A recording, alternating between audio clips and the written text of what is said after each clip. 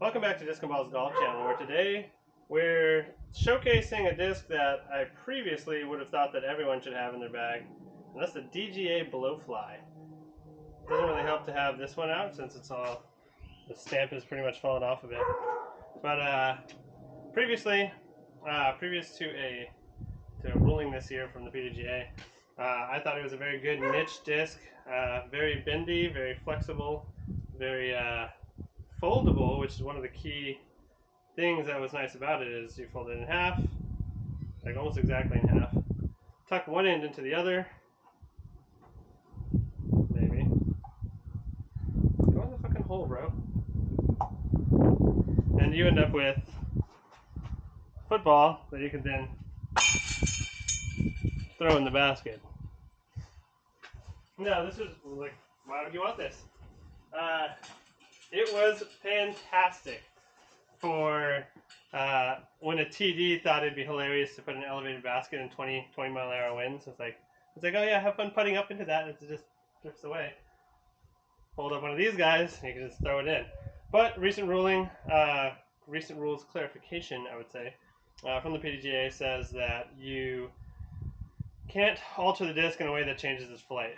I would argue that if you fucking pie it at the basket, it's gonna fly the same as if you couple it up. But that's not the way they found the rules. So we're stuck with it just being a niche. Good upshot disc though, like, because it is, that was awkward. Oh, the wind's in a different direction than normal. But anyway, because it's so bendy, it folds in on itself when it hits the ground. Eliminates rollaways generally. So we're going to do some throwing with this, and I'll go over some of the things I like about it and think it's fun. Both as a training aid, MTA or catch disc, and then just something to fuck around with in general. So in addition to playing with the Blowfly, we're also testing a new video camera, and see how that goes. Wind reduction. We'll put that name to the test. So here's what the stamp looks like normally. See if I can get a good angle. There we go. And it eventually wears off as you fold it, and it gets these fun little dimples because, it doesn't want to be folded. I guess if you're, following PDGA rules, you're not generally folding them anyway. So I mentioned that I like it as a catch disc, and that's because it flies like a disc golf disc. The Makani and the Ultra Star and the other ones, they're all fun. They're all like totally usable. Well, maybe not so much in the wind. Ooh, a golf ball. Ooh, a top flight. Gross. So less usable in the wind, where the sorry, I'm about to put the drone up. But yeah, where the wind is up, it flies like a normal disc golf disc, which, playing catch with it then allows you to warm up, I think better than some of those spinny like lids and whatnot. So I have a bunch of cameras set up now. See how they work. Including the drone, because I'm going to be throwing these at it and playing maximum time aloft, like, for fun. You don't have a friend at a tournament? You can play catch with, you can play with yourself.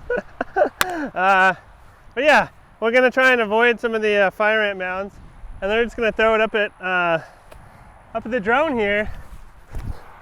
Oh my goodness, I can hit the drone. Uh-oh.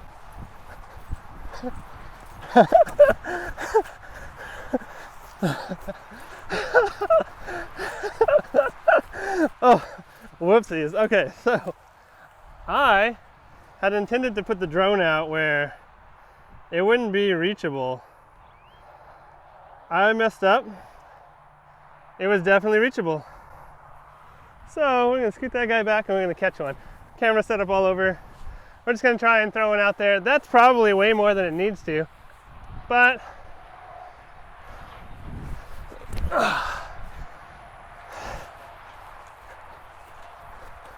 oh shit.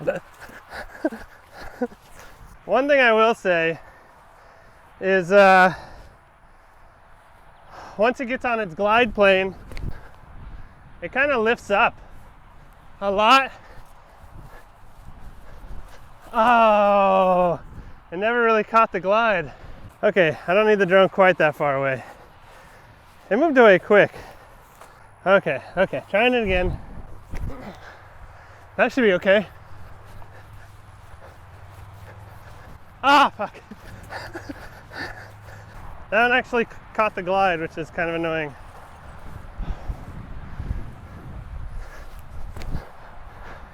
Oh, that could be good. Oh. Woo! So, a new one actually does have some bite to it. Not broken in. Didn't realize that. The other benefit to the Blowfly is that for one that's kind of beat in, obviously a little more give, but as you throw it, if you get weird with like your timing, if you're trying to like jerk it, it's gonna flop in your hand. If you're not rotating it cleanly, especially with a forehand. With a forehand, if you try and pop it, okay, that was a bad example. I actually got the right spin on it. But if you get it off angle and wobbly, it's gonna flex. It's not gonna go anywhere. So something that people don't really pay attention to with the Blowfly is that you can use it as a training aid. Like if you're not getting the spin, if you're not getting the rotation to keep it in its shape, you're not going to get good results. And so you can use it as sort of a training aid, and no one ever mentions that with the Blowfly. Typically they just love crumpling it up, which again is why it has all these wrinkles. I'm going to catch one of these bastards. Oh, that could be good. It's right at the drone. Oh. Two-handed catch, so I don't think it counts, but made the catch. And that was probably in the drone pretty decently the whole time. I don't know how far that is away. It's kind of cool that it got almost to it before.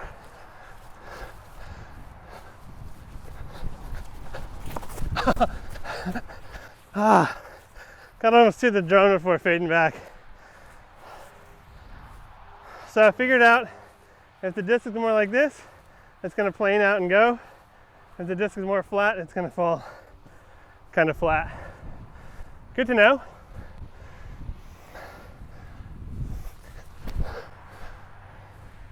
Why don't you go long? Oh, not as long as I thought. We'll do one more catch for fun.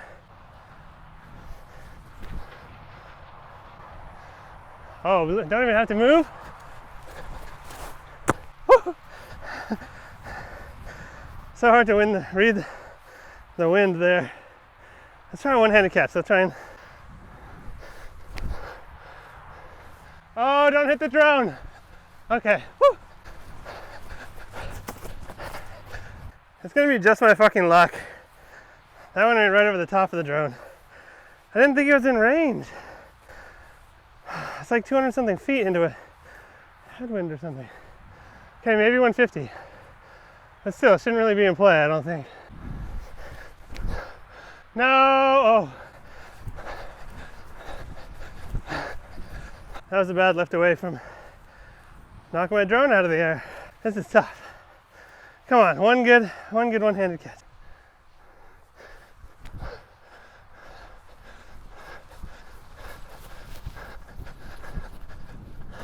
Got it. I don't think it was on camera. Oh. That one came down a little floatier.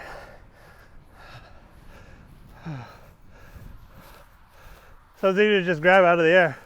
All right, fuck it. I caught it one-handed. Hope it was on camera. So there you have it, the Blowfly from DGA. Very fun, very enjoyable. Forehand MTA?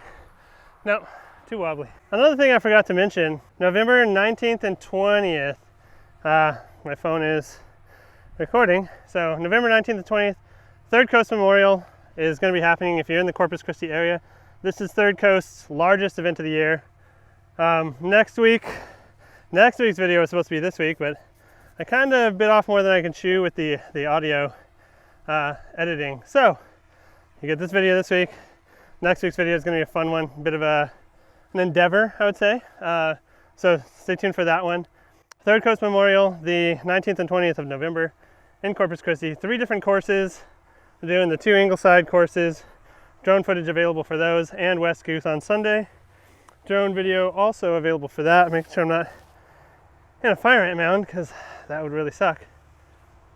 So yeah, sign up if you're in the area, and it's going to be a B tier. I think there's going to be $750 added cash for pro, $250 added merch for AMs. It's going to be a hell of an event, so definitely sign up if you haven't already. As always, thank you for watching, and hopefully I see you on the course.